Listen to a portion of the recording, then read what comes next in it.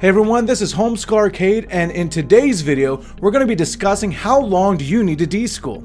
Now don't forget to click subscribe and the bell to be notified as new content comes out.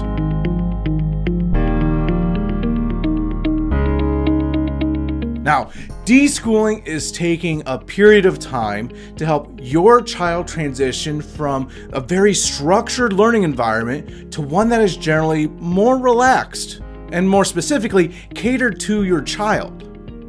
So here's the big question: how long do you deschool for?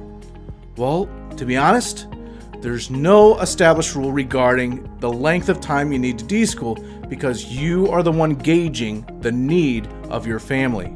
But as a general reminder, the longer a child has been in structured school, it's often important to allow for more time for adjusting to this new relaxed homeschooling environment. While we were researching, one of the popular general recommendations we saw was that for each year a child has spent in traditional school, there should be about 1 month of deschooling. And that might seem like a lot when you first hear it, but remember this: each family and child is very different.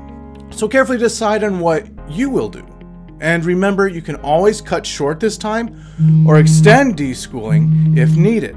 Now, some kids might be itching to get back into something more structured, while others might need more time to adjust. Don't forget this: you have time. You don't need to work your school schedule identical to the other schools in your community.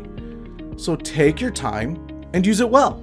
Now, although deschooling is not something that you and your child have to do, it can be of great benefit to you and your family. It can help ease some of that drastic change from traditional school to homeschool.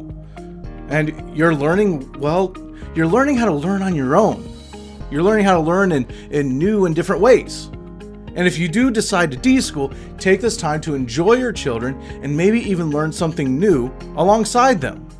Hope you've enjoyed this video. Click subscribe and the bell if you want to check out more from Homeschool Arcade.